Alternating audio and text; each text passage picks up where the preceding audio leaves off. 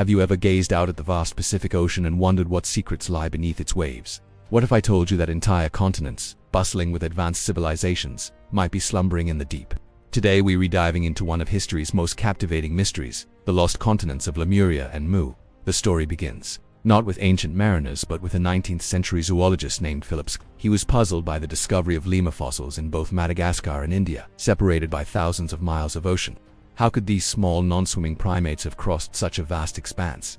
His solution was a hypothetical land bridge, a continent that once connected these landmasses. He named it Lemuria. This scientific theory soon took on a life of its own. It was adopted and radically transformed by occultists and mystics, most notably Helena Blavatsky, the founder of Theosophy. In her influential 1888 book, The Secret Doctrine, Blavatsky described Lemuria not as a simple land bridge, but as the homeland of the third of 7 root races to inhabit the earth. These Lemurians, she claimed, were gigantic ethereal hermaphroditic beings who coexisted with dinosaurs. They were intellectually undeveloped but spiritually pure. According to her writings, this massive continent stretched across much of the southern hemisphere before it was catastrophically submerged. While Blavatsky was popularizing Lemuria, another lost continent was emerging from the mists of legend, Mu. The idea of Mu was introduced by Augustus Leplangen, a 19th century antiquarian who studied the Mayan ruins in Yucatan.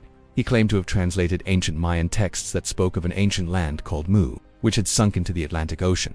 He believed the survivors of Mu founded the Egyptian and Mayan civilizations. However, the most famous proponent of Mu was James Churchward, a British-born occult writer. He claimed to have learned of Mu from an Indian priest who showed him ancient secret tablets. Churchward's Mu was a massive Pacific continent, a tropical paradise, the cradle of all human civilization.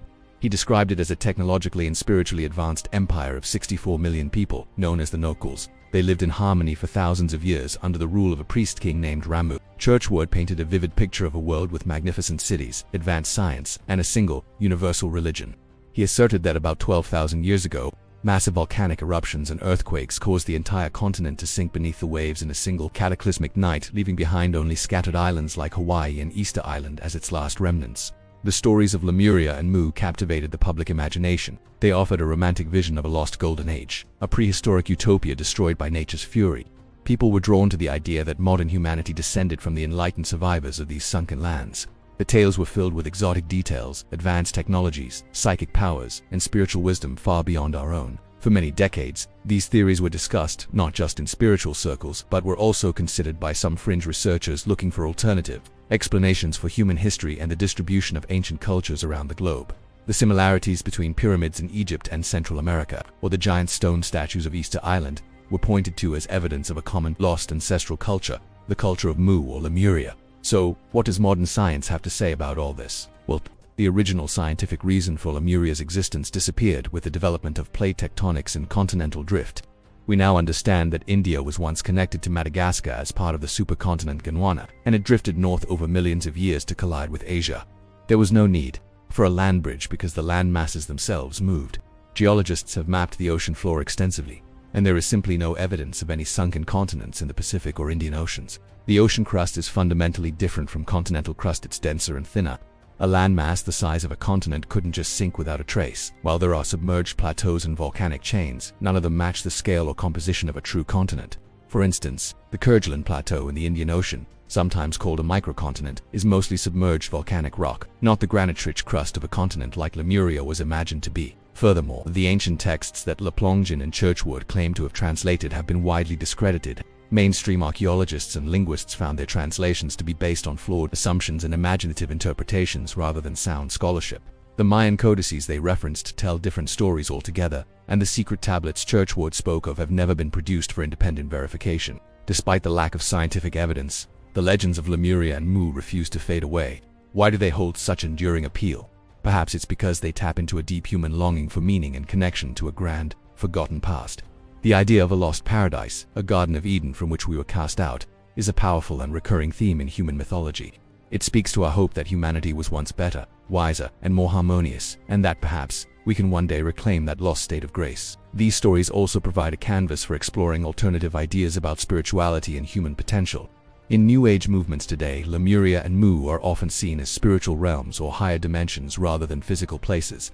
Believers talk about Lemurian seed crystals, containing the wisdom of the ancients or channeling messages from Lemurian spiritual masters. The names Lemuria and Mu have become synonymous with concepts of spiritual evolution. cosmic consciousness, and a peaceful, nature-tuned way of life. Even in popular culture, the influence is undeniable. From video games and novels to movies and comics, the trope of a sunken, advanced civilization is a beloved one. It allows creators to explore themes of hubris, loss, and the clash between technology and nature, all set against the backdrop of a fantastic, underwater world. Think of Atlantis, which is the most famous of these legends and often gets mixed up with Lemuria and Mu. They all feed into that same sense of wonder and mystery. So, while the ocean floor has been mapped and the continent's movements are understood, the search for Lemuria and Mu continues not with geological surveys, but in the realms of imagination, spirituality, and storytelling. They are powerful myths that reflect our own hopes, fears, and dreams. They remind us that even in our modern scientific world, there is still room for mystery, for wonder, and for the tantalizing possibility of worlds lost to time. These tales serve as a fascinating case study in how a scientific hypothesis can evolve into a complex spiritual mythology. It shows how we as humans crave narratives that give our existence a deeper, more epic context. While you won't find Lemuria or Mu on any map, their legacy lives on as a testament to the enduring power of the human imagination to create entire worlds. What do you think? Are these just fascinating stories, or could there be a kernel of truth hidden deep beneath the waves? Let me know your thoughts in the comments below. Thanks so much for watching, and if you enjoyed this journey into the unknown, don't forget to like, subscribe, and hit that notification bell for more explorations of history's greatest mysteries.